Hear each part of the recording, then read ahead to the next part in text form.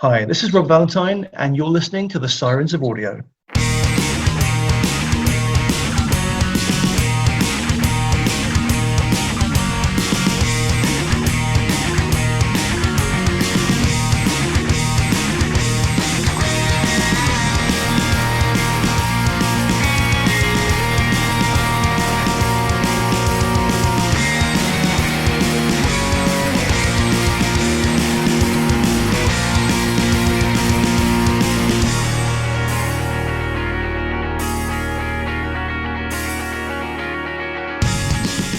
G'day audiophiles, this is the Sirens of Audio, episode 23, I think we're up to now. Fantastic.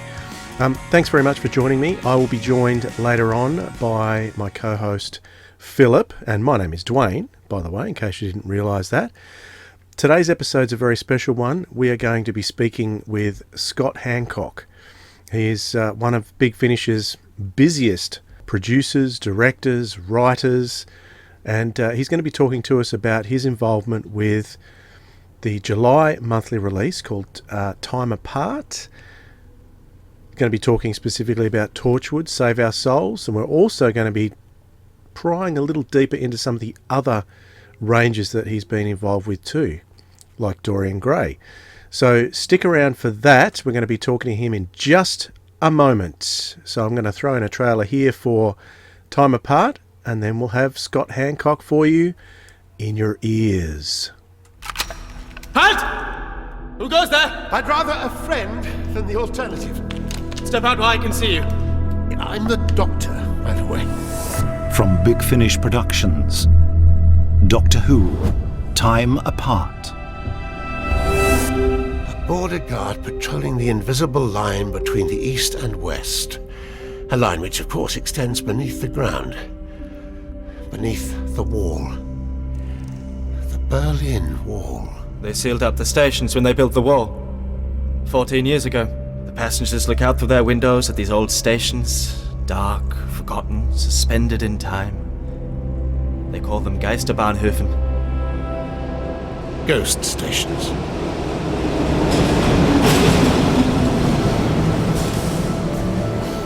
The devil whispered in my ear and I invited him in. My words that drew you across the bridge were as the kiss that set the people on our Lord. It was Clement who whispered in your ear, not the devil. This man was the first to cross the bridge. He came of his own free will and innocent. He is the sacrifice that the spirits demand.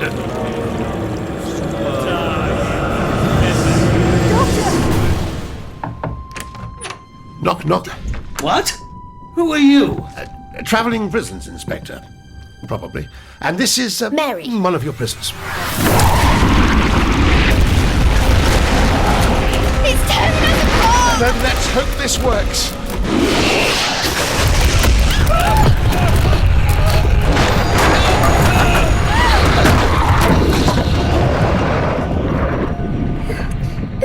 What kind of doctor did you say you were?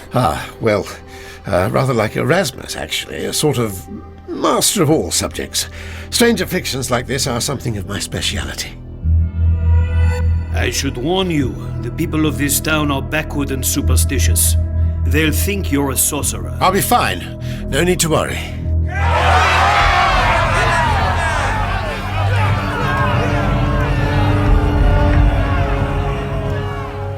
Big Finish. We love stories. Oh, for my sonic screwdriver. One of the busiest workers in the Big Finish roster, Scott Hancock. Thanks for joining us today on the Sirens of Audio. Oh, thank you for asking me. It's a few little hiccups with timing because you're all the way over in Australia and I'm in sunny, well, it's dreary grey Cardiff. But yeah, thank you for asking and arranging it. It's unusual for Cardiff to be dreary and grey, isn't it? It is. We've been completely misrepresented on screen up till now. So tell me, what's your story, your Big Finish story? How did you get to be in the enviable position that so many of us fans would like to be in? We think. It's that classic right place and right time, really. I mean, I I sort of had probably about a 6-year gap between my first little sort of brush with Big Finish, which was in 2006. I think in about 2004, 2005, Big Finish had done they did a slush pile thing for new writers, and an actor friend of mine, Dan Hogarth, and I submitted some ideas, both individually and together. And a few of those caught the then producer Gary Russell's eye, but they weren't deemed to be appropriate for what or they didn't fit in with what they wanted to do with the range at the time. But there was one story called The Oracle of Delphi, which Gary Russell liked. Didn't think it would work for Doctor Who, but thought it could be a good Bernice Summerfield adventure. And he passed it over to Simon Guerrier, who was doing the Bernice Summerfield range. So I got approached and asked if I'd like to develop that as a Bernice Summerfield adventure, which, I was very excited about and did. Looking back at it, I mean, Simon put a lot of work into it, because at that point, even though I listened to a lot of audio drama, I had no idea of the conventions for it as a writer. And I think I did a couple of Dark Shadows around the same time. So I had a little burst of activity around 2006, and then weirdly at the same time, at the end of that year, I ended up working as a runner on Doctor Who in Cardiff. So I was working on the TV show for a while then. And it was around, I weirdly, I got to know Gary Russell then at BBC Wales, and he kept doing little bits for Big Finish, like the Gallifrey range and things like that. So I sort of helped him out as a script editor and assistant producer. So I got to observe him doing these little returns to Big Finish as an assistant producer on Bernice Summerfield and Gallifrey. And then in 2012, I pitched to do the Confessions of Dorian Gray, and that's kind of what, that was a big gamble for Big Finish and a bit of a gamble for me, because I had no idea if I could do it. But from then on, I think I was sort of part of the Big Finish producer-director roster, really. That's a very long-winded way of explaining. But yeah, blame Gary Russell for everything, but specifically me and Big Finish. He can be blamed for a lot of good things in the Doctor Who universe, so it's good. Oh yeah, Gary's done some wonderful things, but I think he deserves all our blame. For sure. So how long were you doing? I love Gary, but he lives around the corner, so if he ever hears this, he'll know I'm joking. Unless you cut all that out. But, no, nothing gets cut. Just be aware. How long were you doing Dorian Gray, and is that what led into the Torchwoods? Is that where you went into sort of the Doctor Who universe? The Dorian Gray, I don't think it led directly into the Torchwood stuff. I mean, I did Dorian Gray we did 5 years from 2012 to 2016, and then called it a day. With regard to Torchwood, I don't quite know. Well, actually, I do know why that will have happened. But when I was working at the BBC, I went freelance in 2013, and then because BBC Wales wanted someone who knew how BBC Cardiff worked, but also knew how the licensees worked and had a good idea of, not just Big Finish, but the books and comics and magazines and all of that, I was asked if I'd look after their approvals process as a freelancer, which I did until I think about 2015, 2016. But that meant, because I was approving Doctor Who content, I couldn't work on any Doctor Who products directly, or anything I'd be approving. So that's why I didn't do anything for the main range or things like that for a good while. But it did mean projects like Bernice Summerfield or Torchwood, which didn't fall under that bracket, I was allowed to be involved in, and I'd worked with James Goss on some of the New Adventures stuff with Benny. And then when Torchwood came up, he knew, again, because we'd worked at BBC Wales together, he was doing BBCI stuff at the same time, and we knew Russell and we knew Torchwood, and we were seen as a a safe pair of hands in that respect. We sort of came together and then slowly developed that in a new direction. I think originally, again, it all comes down to Gary Russell. Gary had been asked to do Torchwood for Big Finish. Because he'd also script edited the TV series, he knew it really well. But then Gary went off to good old Australia to produce an animation series, and so he wasn't able to oversee Torchwood at the same time. He very much wanted to, but it was a case of Big Finish had a license, you know, that they'd arranged with BBC Worldwide, and it wasn't doing anything. So we sort of took the baton, ran with it, and haven't looked back. I think we're about to do our 50th. Well, we've already recorded our 50th monthly Torchwood. But then when you've got all the box sets and everything like that, we've done a lot, which is terrifying. Have you got any particular favourite episodes from the Torchwood series that you can remember from those earlier years? The first time you work with any of the actors is memorable because, again, I sort of knew them from back in the day. But then I was so junior, you know, I was just a runner. So it's very odd to sort of directly engage with them for the first time. And you know, looking back, it feels like we've known each other forever. But I think of the first 6, I really loved... I mean, Fall to Earth, everyone talks about standing out. The one with Gareth David Lloyd and the call centre. And I think that was great because it showed... that Yanto wasn't just a butler who stood around, you know, taking notes and chipping in little one-liners. It showed what he could be as a character. But also the finale was a Guy Adams script called More Than This, which, again, it's just a really lovely two-hander with Eve Miles knocking it out of the park. And, I remember she was absolutely exhausted. I think that was actually the day Russell T came to the studio to say hello. And Eve was running late because she was halfway down the M4 with her kids going on the day out, and she'd just completely forgotten she'd been booked for the day. So at 10:30 she was in the car telling her lovely husband Brad to drive back to Cardiff. So that was memorable. The joy of Torchwood is every single story is different. You know, there are some really funny ones, there are some really dark ones, really emotional ones, really, you know, hard sci-fi ones, and then, you know, every single one's a challenge. But there's something for everyone, really. Yeah, I recall listening to More Than This. I remember what I was doing. I don't remember the story so much. I remember feeling very spun out by it. I was working. I had a cleaning business. I remember I was cleaning the windows and listening to that particular episode, and I just remember coming out and just looking out over the veranda once I'd finished and just almost shaking my head. It was it had that much of an impact on me. I still remember that. One story this year that really interested me, particularly when I heard the preview for it, was, I can't remember the name of it now because it's too long, but it's the one with Michael Palin. Oh, Tropical Beach Sounds and Other Relaxing Seascapes Volume 4. Yeah.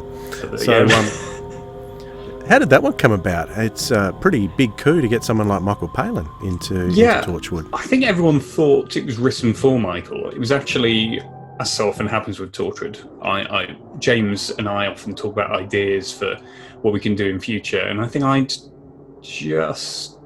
can't remember why I suggested the idea of a self-help tape that sort of guides you through something and could be take a sinister tone. And James, being James, mentioned it to the brilliant Tim Foley, who just went, yep, I can see how this would work. And they pulled together this brilliant script. And, you know, you read a script like that and go, okay, we're going to need someone really interesting to pull it off. Because, I mean, you could have got anyone to do that story. It wasn't particularly geared towards a single actor, you know. It wasn't even, you know, a male voice or a female voice, or you know, you could have cast literally anybody, old, young, whatever. But because it takes a sinister tone, we sort of went, well, you want someone really pleasant and upbeat to kick off the sort of self-help guide and everything like that. And I've always wanted to work with Michael Palin. I mentioned that to James Goss, who just went, "Oh my God, wouldn't that be amazing? But we're never going to get him." Oddly, because he's very difficult to get hold of. You can't find his agent details very easily at all. But I persevered and said, "Look, I think I've got an in." And his agent was lovely. So didn't really know who Big Finish were or what Torchwood was. But we sent a script and explained how we worked and who we were, and Michael read it and was really, really intrigued by it and loved the challenge of, effectively a long dramatic monologue. And I think at the time he was still recovering from an operation where he'd been told, he had to take time out. So we had to wait a little bit to record with him. But yeah, that happened back in January, and it was one of the loveliest days. It's a bit like, getting Derek Jacobi or Sian Phillips into a studio, where you just go, these people are so renowned. I mean, they're literally legends in their industry, but they're also humble and so warm and eager for notes as well. They really want to make it the best it can possibly be, particularly if they don't necessarily know the world they're working in. So Michael Palin came about purely through asking and being able to offer a bloody good script. And thankfully, it could have backfired. We could have had people go, "This is insane. I'm not listening to anything that doesn't have John Barrowman in or Eve Miles." But actually, the response was, "Oh my God, this sounds absolutely insane and incredible." And people seem to enjoy it. From Big Finish Productions, Torchwood. Life is stressful. Life is cruel. Sometimes life is exactly like being shot twice in the stomach while the love of your life dies in a nuclear meltdown. But enough of living like that. Let's make a change. Sit back. Relax. Close your eyes. Listen to the warm, expensive tones of Sir Michael Palin as he takes you through tropical beach sounds and other relaxing seascapes. Volume 4. Can you hear the waves? Can you feel the hot sand beneath your toes? Can you taste the blood? Of course you can. Good. It's time to change the world. It's time to become someone new. Big Finish. We love stories. Even yours. And I have recordings just like that, so now I'm nervous. Self-help recordings? I do, yeah. Very scary. It's an interest. We recorded that in January, and then back in around February or March, I actually started seeing a hypnotherapist who sent me a lot of sort of guided meditations and things to help see through. And I can't take them seriously now because I realise that what we did is actually quite close to those sort of, those self-help guides. Never knew at the time, but I hope there are a lot of people who listen to it and do sort of visualise, close their eyes and visualise what's happening in time with Michael's voice. Excuse me if it's you, but who wrote that script? Trollwood Beach Sounds was Tim Foley. Now, another Torchwood that I've listened to recently that has a lot to do with you, with one of your other hats as a writer, is Save Our Souls. Yes, good old Queen Victoria. That was released only a couple of months back, and I must say I really enjoyed that one. And it was only within, I think, a day or so before I listened to that one, I'd watched And Then There Were None. So it was very, very similar to that in some ways. So I was like, hang on, what's going on here? I've just watched a story, and it was mentioned in the extras that part of the inspiration was from that. Are you an Agatha Christie fan? I enjoy it when I occasionally read or more often see adaptations. That steer mostly came from James Goss, who is a massive sort of Agatha Christie aficionado. And I mean, the whole story, again, we were discussing ideas, and I'd just, in my random research, as you do, into stuff in Cardiff, realised that on screen, there was a Torchwood base on Flatholm Island, out in the Bristol Channel, which is about a half-hour boat ride from Cardiff. And just looking up the history of that, you go, oh, Marconi did the first, open water radio transmission there. You go, interesting. Torchwood had a base there. Bit of sci-fi, scientific pioneering also took place there, and it just seemed like it was ripe to make make the two collide and bring them together. So I mentioned it to James and said, wouldn't this be a great idea to give someone? And he, bless him, said, yeah, it's a good idea, you do it. I tried to say, no, we should give it to someone else. And James went, no, it's your idea, you do it. And it was, I'd sort of had the vague idea of a voice being picked up by transmissions and sort of taunting and guiding, but James was very good. I think we sat down one evening after recording and just went through it blow by blow, which saved a lot of time in terms of, working up a storyline for approval and everything like that. But yeah, James basically said, if we do this, I want it to be like Agatha Christie meets M.R. James. So that sort of detective quality, but also really eerie, sort of spooky atmosphere behind all of it. So yeah, that's sort of how that came about. And then you throw Rowena Cooper in as Queen Victoria, and she's magnificent, and you just go, yeah, this is going to be fun. From Big Finish Productions, Torchwood, Save Our Souls. Can't you do anything about that? That's what I'm trying to do. It's hard to control the signal. For all of us, Owain, believe me. It's stronger today than it's ever been. Almost like it knows. Is that it? Patience, Miss Driscoll. Give it time. There we go. What's it saying? Wait for the translation. Honestly, do you have to be so commanding? I'd get used to that, given who's coming. Coming. Grief! She is coming. It knows! Always does. Loud and clear. She is coming. And I am ready. Big Finish. We love stories.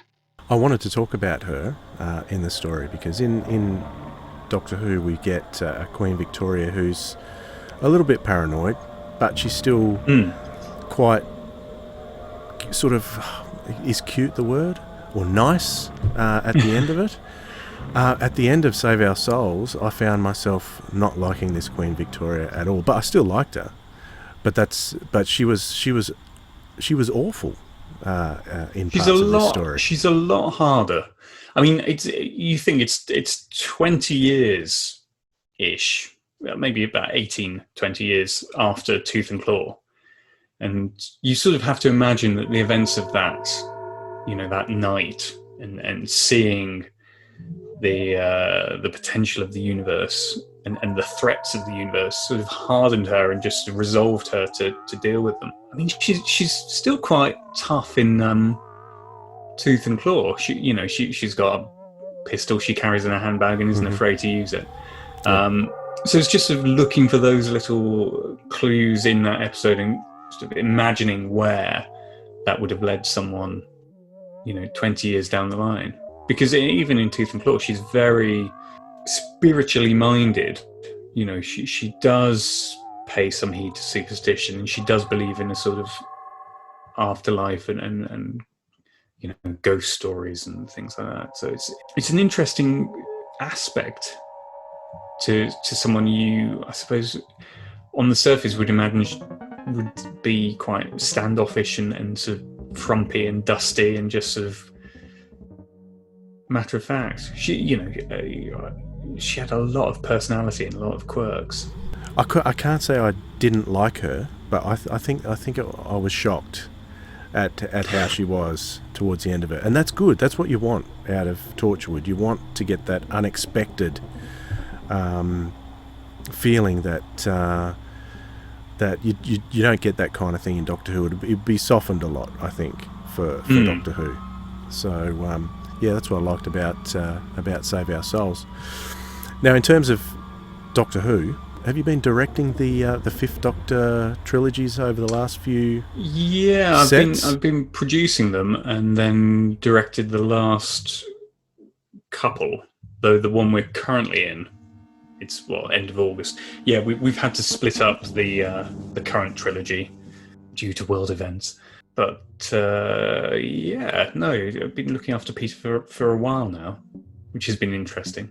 It sort of came at a point where I think David Richardson was standing down as producer on a lot of the main range, and Alan Barnes was standing down as script editor. So I inherited their final sort of block of stories for Peter, which I think were the what people call the Chameleon trilogy. And then I was able to come in and shake things up a bit with a new companion and do a sort of little mini arc. The news that the monthly range was going to wrap up came quite recently, actually, but thankfully we'd already planned to wrap up where we were going with this little mini character arc, with room to develop it further in future if we wanted to, but also just not leave any threads dangling. So hopefully in the not too distant future we'll be able to hear where that goes. But yeah, no, certainly in the last year, just been pitting them against Cybermen and all the fallout from that, really. So that left us with the July release, which was Time Apart, a 4-episode collection or anthology. It was a decision to go back and do stories all set in a historical period, was it? How did that idea come about? I mean, Big Finish regularly do their little single story anthologies, and this one was actually meant to come at the end of the trilogy in the schedule. But I remember saying to David Richardson, would it matter if we brought it forward? Because it just seemed to fit really nicely. If we were going to do an anthology with the Doctor travelling solo, it felt like it would just expand that gap we had between the trilogies where he was travelling solo. So that was quite nice. The historical element was just I sort of wanted a loose theme for the story or the stories, and I just thought it'd be nice to have the Doctor exploring Earth history as something sort of relatively safe and fixed, where he couldn't do too much damage. I mean, particularly when you've only got half an hour to play with, you don't want to spend too much time establishing whole new worlds and characters. There's something quite nice about hanging those stories on, true figures and events. So I put the feelers out to a lot of writers and had a lot of ideas, some of which, had been done before in some media, but, we had a fair few where you go, actually, this is new to me. I've not, I might be aware of elements, but you sort of go, this could be fun to introduce to an audience. So aspects like, Mary Wade or the Dancing Plague, which I'd never come across, and 1970s Berlin's a fascinating period as well, which has never, I don't think it's really been done before. So it was just fun, looking for those nice true events that would appeal to an audience, but also excite Peter. Halt!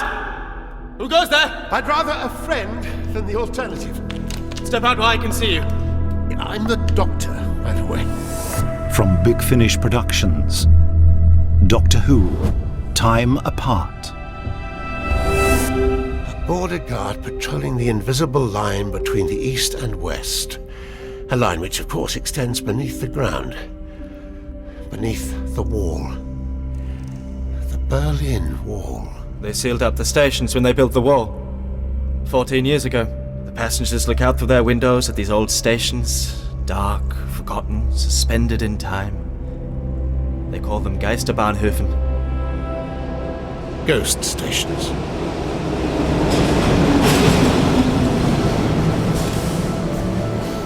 The devil whispered in my ear and I invited him in. My words that drew you across the bridge were as the kiss that set the people on our Lord. It was Clement who whispered in your ear, not the devil. This man was the first to cross the bridge. He came of his own free will and innocent. He is the sacrifice that the spirits demand.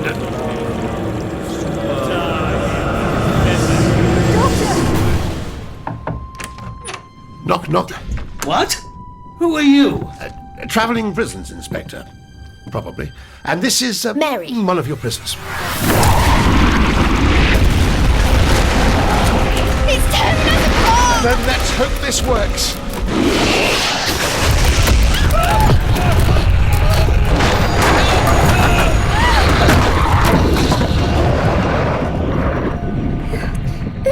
What kind of doctor did you say you were? Well, rather like Erasmus, actually. A sort of master of all subjects. Strange afflictions like this are something of my speciality. I should warn you, the people of this town are backward and superstitious. They'll think you're a sorcerer. I'll be fine. No need to worry.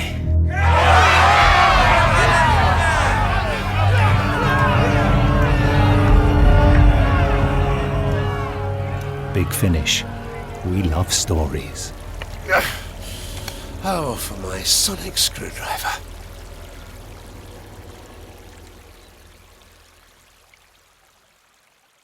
Yeah, that was a great episode. That 70s East Germany episode. It was fantastic.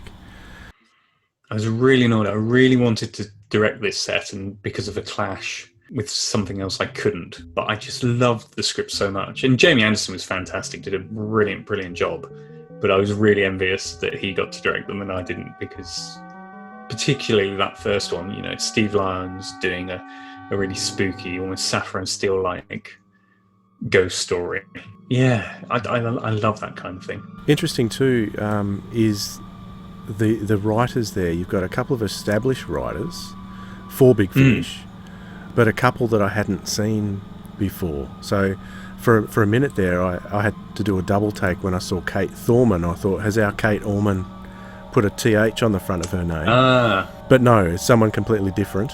Tell us about the mix of authors. Sometimes their sets come out where they're all brand new authors, or they seem to be brand new authors to me. This is interesting, with a mixture of old and new, or established and not quite so established. Yeah, I'm always, whether it comes to writers or actors or any creatives, you're trying to introduce new talent and be as inclusive as possible. So in terms of writers, it's just fielding the pitch to as many different people as possible. If you only ask 4 people, you'll only ever get 4 ideas back, whereas if you ask 20, a lot of people won't reply because they're busy doing other things, which is great because they're busy. But you get maybe 8 or 10 ideas around, which just means you can find a nicer balance of time periods and different kinds of stories. So you can have one that's very dark and sinister, or you can have one which is a sort of action adventure on a ship on its way to Australia, and it just means you can make every episode quite distinctive and different. Now you mention it, yeah, there is a sort of 50-50 split between established Big Finish writers and fresh blood. I don't know if that was deliberate, but certainly the sort of single episode anthologies are quite a good way to find completely new talent or new to audio, I should say, and let them cut their teeth. Actually, Kate Thorman had done an episode of Class for me. She knew Blair Mowat, who introduced us, and yeah, she did a really good character-based episode of that for me. I thought, I'd love to get you involved in Doctor Who. So that's how I came to invite her for this. And Tommy Donbavant was, as I think people know, he wasn't very well at the time, but had said on his Facebook that one of his sort of bucket list ambitions was always to write for Doctor Who. And knowing he wasn't physically able necessarily to do a full cast, being able to say, would you like to do a sort of half-hour script, 5,000 words, that was manageable then for him, and it meant he could tell a story and contribute to the world, and that really sort of buoyed him in a way. It gave him something to work towards. So yeah, actually Tommy's was commissioned maybe even a year before other people. Maybe not a year, but maybe about 9 months, because again, we knew in the schedules looking ahead that this slot was coming up, and when Tommy had announced where he was at, I remember saying to Nick Briggs, look, I really want to give this guy a shot, but we probably need to commission now. And Nick's son loved Tommy's Scream Street books and said, this guy's great, we absolutely should get him on board. So we actually commissioned Tommy well ahead of everyone else. And you know, the sad thing is, if we'd waited, we'd never have got him. Sad thing, of course, is that it meant he never got to hear his story recorded or the end result. Yeah, so that one was a more direct thing, rather than ask for pitches. Go to him and say, look, we've got this slot, this format. What do you think you can offer us? No, it was lovely that set was dedicated to him. So, because I had no idea of the background of that, and when I heard, obviously, Peter Davison dedicates the set to him at the start of the set. So, yeah, that was sad. But the title certainly appealed to me. What Lurks Down Under, because there should be more Doctor Who set in Australia. That's what I would or love on to its see. way to Australia. Yes. Yeah.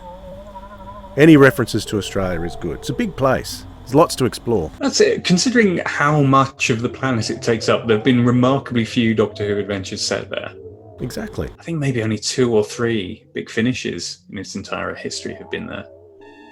I can only think of The Gathering and Dreamtime. I'm probably wrong. And Dreamtime wasn't even really, well, I suppose it was scooped up, wasn't it? It was flying through space, wasn't it? It flirted with Australia. Yeah, kind of flirted with Australia. So what are your thoughts on the wrapping up of the monthly series? Is it time? Well, I mean, as a freelancer, I just do what I'm told, really. You're given a brief and you deliver it. I mean, we're at a point now where we've got... It's going to be about 275 4-part releases. And I think the format going forward just means they'll be within the box sets.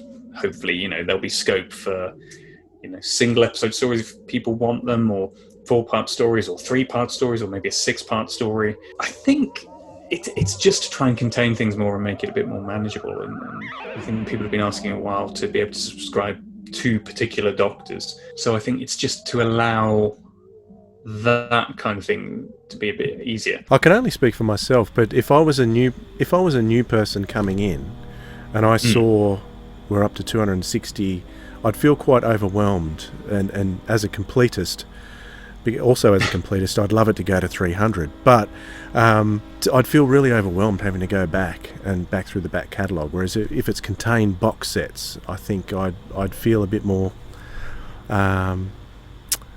able to pick and choose, rather than, because I know even myself, with so much output from Big Finish, one of the things that I've definitely always subscribed to without a doubt is the monthly range, and some other things may have fallen by the wayside because I want to keep subscribing to the monthly range.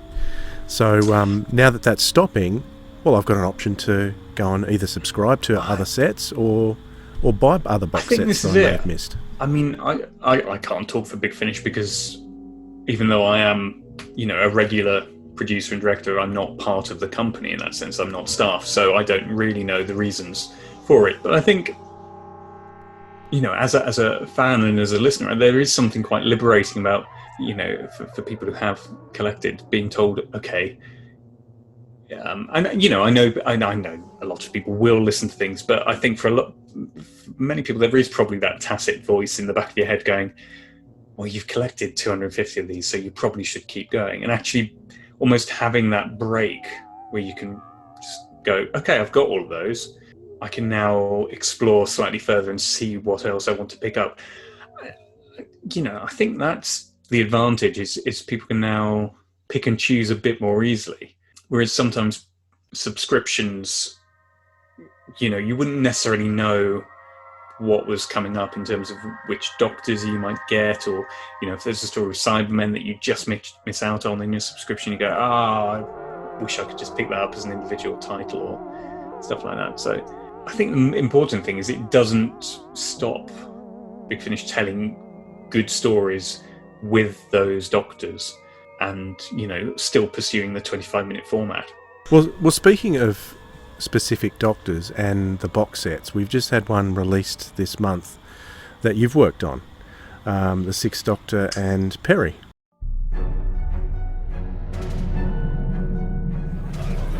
You are Dr. John Smith and Miss Pepper Gilliam Brown? That's us. We are Dr. Freud 324 and Dr. Freud 326. We will be your therapist for your allotted hour. What?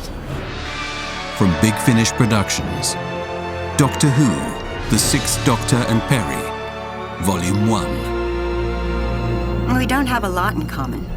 So what do you do together for recreation? We do like exploring. It's quite the coincidence that you two should be looking for a lost tribe in the jungles of the Congo. Yeah, funny that. So you would describe your relationship as healthy? Yes. It's our experiences that have drawn us together, made us like a well-oiled team. What did I tell you about how dangerous it was for us to disrupt our own timelines? Oh! I forgot! It's fine for you to do it, showing off, making yourself the center of attention. Because what? You're the Doctor. You know best. Perry, do you believe that putting yourself in danger is a way to sustain your relationship? No. Come on, Perry, come on. Almost there now. Getting Perry involved in what I do is my way of protecting her. Otherwise, she just gets bored and wanders off and ends up in even more trouble. You can't just leave me here to die. Oh, but I'm not going to. You need to take responsibility for your own situation. Doctor! Oh, don't make this any harder than it already is, Perry. But I'm going to die. Yes, I'm very sorry about that. Doctor, you can't. Big Finish. We love stories. I'm home! Philip's just jumped on and joined us now, so thanks for getting here eventually, Philip. Yes, I'm glad to finally get here. Sorry to be delayed. I love that passive-aggressive Australian tone between you. Oh, no, it's fine. These things happen all the time, don't they? Well, particularly with the time difference. Yeah, it's just all so confusing. Yeah, I don't know where I'm coming or going. It's really great to have you here, so thank you for what you've already said. I'm looking forward to hearing it. Just wanted to chat. I've just finished today actually listening to the Sixth Doctor and Perry box set.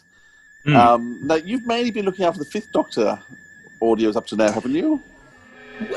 Yes, sort of.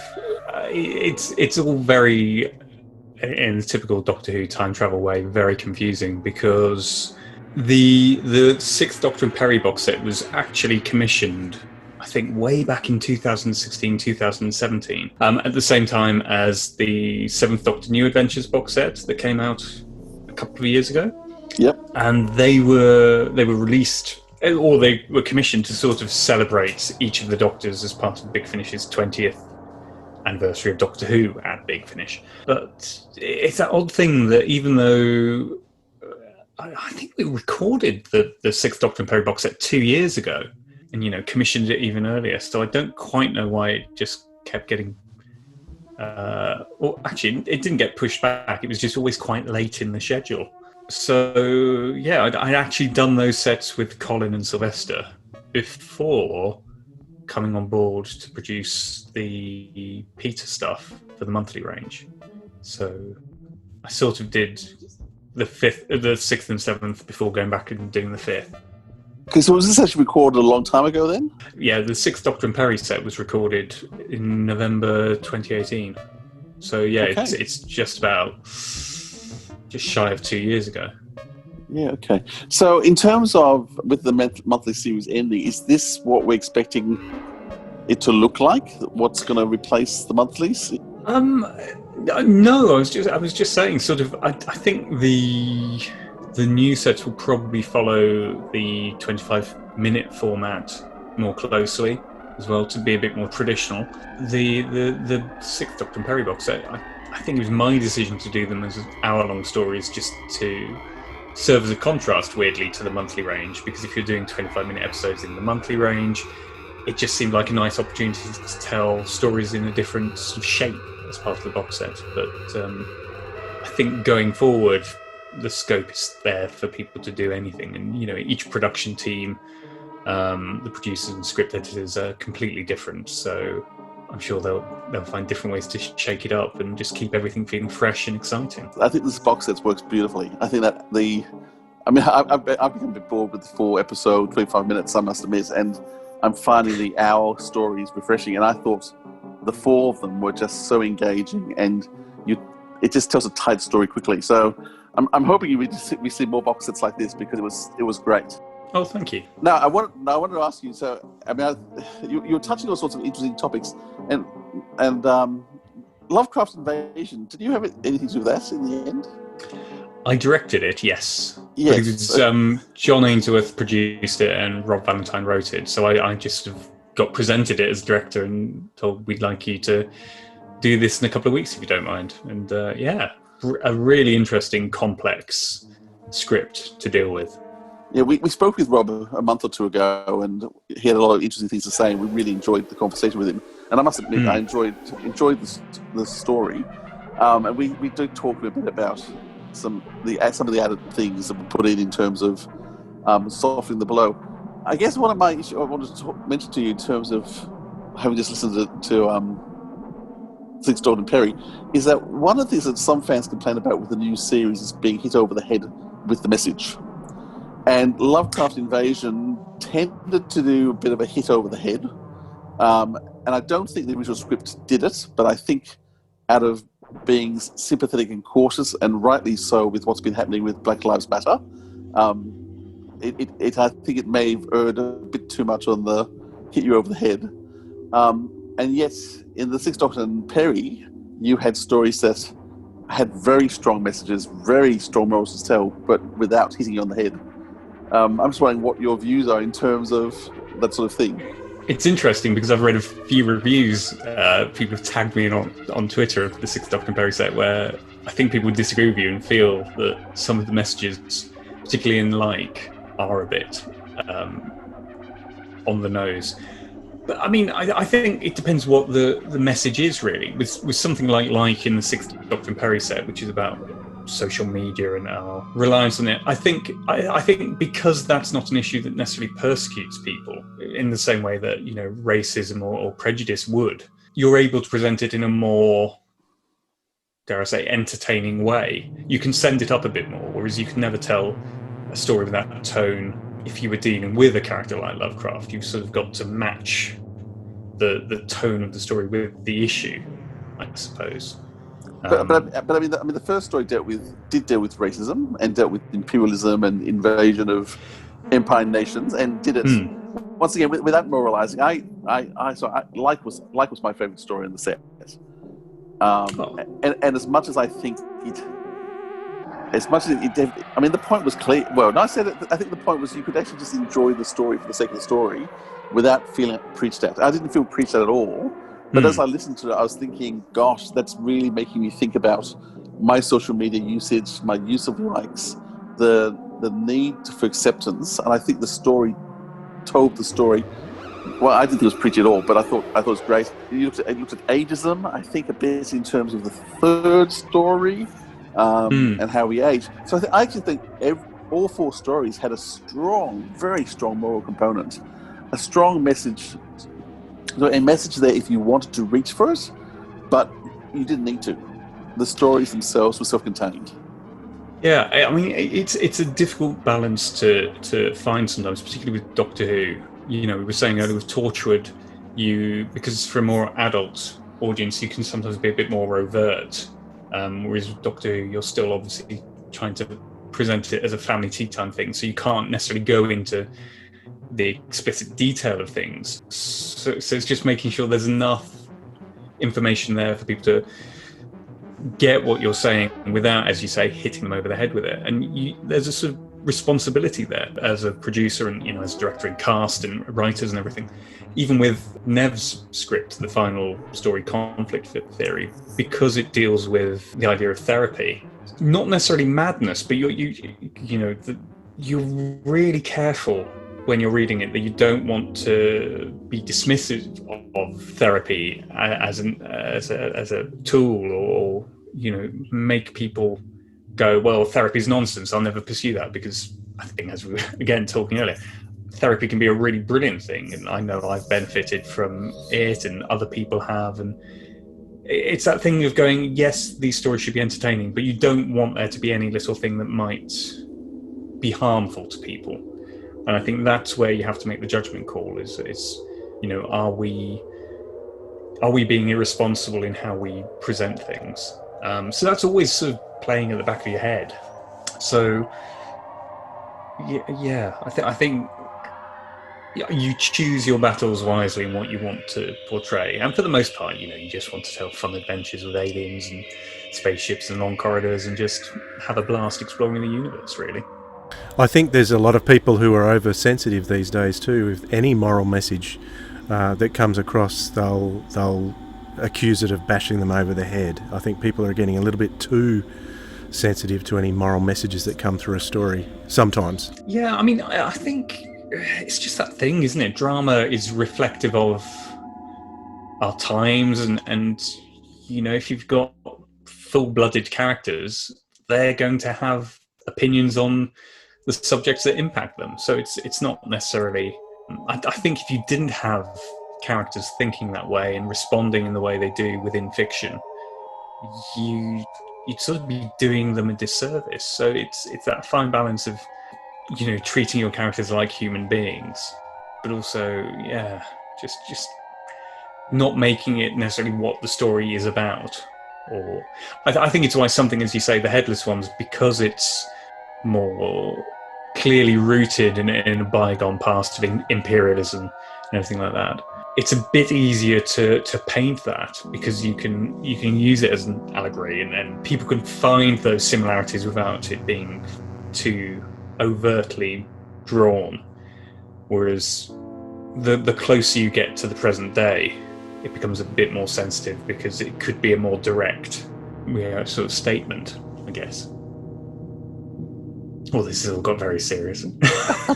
Sorry, that's my fault. I mean, Doctor Who has always, though, made strong political and points. I mean, it's from Thatcher in portraying Thatcher in Happiness Patrol. I mean, the Green Deaths. I mean, it's never shied back from issues of the time and being on the nose. And I'm glad to see that Big Finish isn't doing that either. And because we want our story to have purpose behind it. Is it getting harder, though, with the cancel culture and with the fear of how people will respond, even to writers or to actors, or how free are our creatives at being able to be creative without facing abuse? It's quite easy to avoid abuse if you just avoid the platforms on which you might receive. I mean, I am on Twitter and Instagram and things, and sometimes get some very bizarre, unnecessary feedback from people. But for the most part, it's quite positive. It doesn't necessarily impact your decision to tell a story or tell it in a certain way. But I think generally, if you're a creative who's been brought up on Doctor Who, like you say, there's a long history of sort of championing inclusivity and a united world, and just not destroying the planet, really. So I think it's really interesting, because as a child, you watch these things and you never really notice it. You don't really think about capitalism or climate change or pollution when you're watching these adventures. It's only in later life, when you are more aware politically, that you see it in those stories. And I think the same applies with Big Finish. Is there will be a lot of maybe younger listeners who listen to Big Finish, and I don't want to say it goes over their heads. They'll take it in, but it won't be for them something they consciously recognise. Whereas I think there are, older, more experienced listeners who've seen that already in the real world, whom it lands more heavily with. So I think it often comes entirely on your own personal perspective and life experience. And I don't think that does really impact us as creatives, because again, we're trying to be as representative of the world as possible, and the world's a wonderfully diverse place, so you want to reflect that in the stories. And some people think you're being woke, or by talking about certain issues, you're using it to make a political statement. But actually, we live in a very political time, and if you want the stories to be relevant, you've sort of got to include that. That said, it's not what every Doctor Who story is going to be about, but no, and so people haven't listened to the six Doctor Perry get it, because every story has a lot in it, a lot of humour. I loved how much humour was used. The Nev Fountain one at the end, and I haven't studied a lot of psychology, but the references I was already getting in terms of the Sigmund Freud references and it was hilarious. And I know there's a lot more in there. I need to go back and listen again because I know that Nev was putting in more than I was getting all the time. And I was thinking, there's bits I was thinking, okay, I think that's a reference to something too. So there's even work in there to do. Yeah, brilliant set. I just wanted to touch briefly too on Dorian Gray. Will we get any more Dorian Gray? I think Alex and I have said we're working on an idea. Yeah, I don't know if I could say much more than that. I don't think we'll ever do a series again, but we have sort of worked out that in 2 years' time it'll be 10 years of Dorian. So It sort of feels like we should probably mark that somehow. And we did, having said we'd never come back, we then did this little lockdown isolation episode earlier in the year, and both sort of, in the same way we both went to each other, maybe we should call this a day. Back in 2016, we went, oh, we've missed the old bastard. Shall we do some more? And so, yeah, I don't think it's going to happen anytime soon, but we are sort of playing with ideas and where. Again, it's sort of based on the world we're in now. It suddenly feels like this is an interesting time to tell stories with Dorian in, but equally we're just trying to wait and see what state the planet's still in this time next year. Because with COVID and elections and everything like that, who knows? We could write something now, and in 2 months' time, it would be completely different. Crazy, yes. How do you know Alexander? How did you and Alex meet? Oh Lord. We first worked together in 2010. He came in to do a Gallifrey for me. I think that was the first time I met him properly. I knew of him through BBC Wales, where I worked, and he was acting on I think he'd just done a medical series called Crash. And so I was aware of him in the local sort of Cardiff media world, and just said, look, have you heard of this company called Big Finish? We do audio dramas. And he went, oh my God, I'm a massive fan. I'd love to do something. So he came in and did a Gallifrey, and then, we just became mates. And then I always said, look, got this idea for a Dorian Gray series, and if we did it, I'd love you to play it. And in the way, this stuff happens, he always said, he just went, yeah, you just sounded like another producer going, one day this will happen. And then one day it did happen. And, we've done so much since then, Hamlet and what's here and then. His Hamlet was amazing. That's a really stunning. That and King Lear, those two productions were just amazing productions. So we need more Shakespeare too. Bang at Big Finish's door. I don't think they've been the best sellers, unfortunately. I think. There are so many audio adaptations out there. I guess it's hard to put another one on the market. But yeah. No, it's a real privilege to meet you because I've really been enjoying your output. Bless you. It's nice to know. But it's that thing, we spend so much time making them and then they land, and then you never really hear them again yourself and forget that other people are. So it's nice to know when people enjoy them. It was nice when you came in because it was a younger voice that came through. Not being to be too awful to, previously and all that. But there's certain voices that come through, like when women do this. So we were talking to Louise Jemison recently, and At a Girl, and the power that had because it was women's voices in the writing and just the power of that. And I think when you brought through a young voice, I think when Oscar Wilde, when Dorian Gray came through, and some of the Gallifrey stuff, you could actually feel a slightly younger voice coming through. It was a bit edgier. Torchwood, you've done the same thing in terms of there's an edginess to it, which I guess Torchwood always had, but I think you've maintained that edginess. So I just think there's a value and power in a younger voice, as well as there is in different voices. And there's certain writers as soon as a script comes out, you listen to it, you can go. The Nev Fountain that I went, oh, that's Nev, because whenever he writes for Nicola, you can always tell he's writing for Nicola because of the lines she gets, and you think, oh, he's biased, in a good way, as he should be.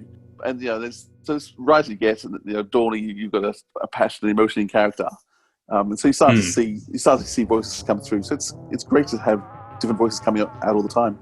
it's something I think it just makes it more interesting for the listener. As you say, you get different perspectives and you start to sort of almost experience it through a different mindset as well. As you say, something like At a Girl, because it's written with a female perspective, you can't quite put a finger on how it's different necessarily, but there are those differences there that just make it feel fresh, because sadly in the industry those voices still aren't represented to the same degree as male ones, and same with people of color or people with disabilities, and there are certain sectors of society where you go, they're just not reflected in the arts as much. And I think Big Finish, bless their souls, are quite good at trying to redress that balance slowly but surely. Well, look, I really appreciate you coming on, and thanks for bearing with us while we did come on a little later. Scott Hancock, thank you so much for having a chat with us. Thank you. Yeah, thanks a lot, Scott. Appreciate it. To have written such a book was nothing. To convince the world it was a work of fiction was a triumph. You probably think you know me. You've heard the story, seen the films, or read the book. Dorian Gray, Immortal Beloved. The man cursed to never age. The portrait that keeps him young, etc., etc. Well, that was only the beginning of my story. A little artistic license, you might say. Because I carried on. Beyond that book. I travelled the world to so many places, met so many people, saw so many terrible things. And I have, so many stories now. Tales of friends and lovers, human sin and base corruption, phantoms and demons and death. Can I help you, old man? Thrilled to make your acquaintance, Mr. Gray. I thought Mr. Dorian Gray knew everyone. Actually, we have met once before. The man who cannot die. The immortal beloved. The Englishman who ages not. You do not know what you are meddling with. Come back and get us, Dorian. Give us to them. Dorian!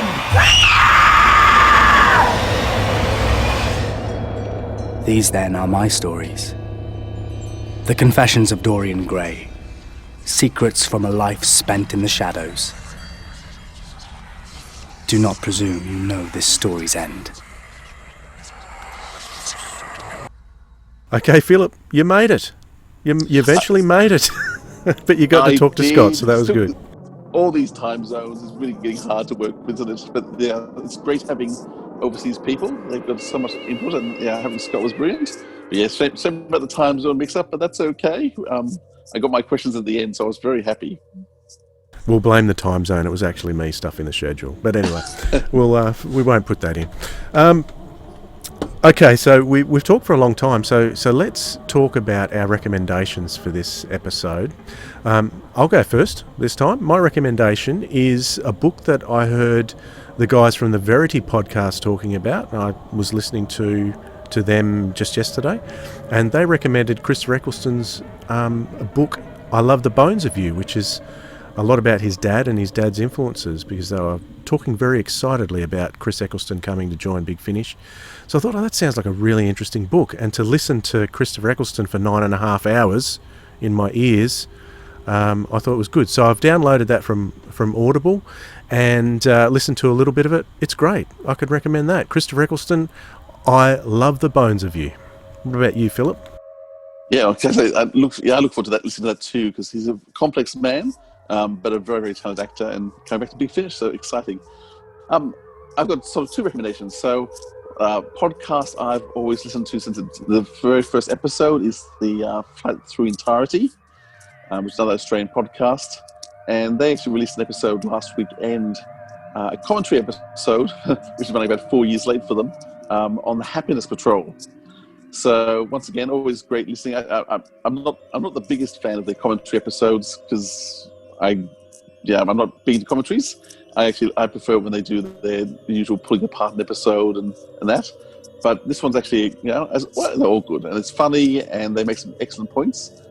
But from there, I had a look, and there's actually an EP that's been released a couple of years ago by Dominic Glynn, who did all the music, because they were discussing the music of Happiness Patrol, which is great. And Dominic Glynn actually produced an EP on his music, done techno. And so it's not very long, but I downloaded that on my Apple and have been listening to that. And there's actually some really great stuff in that. So if you like a bit of techno, I'm not a big techno fan usually, but the way he's mixed his themes together, there's some dialogue. Sylvester McCoy comes and does a bit of dialogue along the way. It's only 3 tracks, but yeah, I've been listening to that and really enjoying that.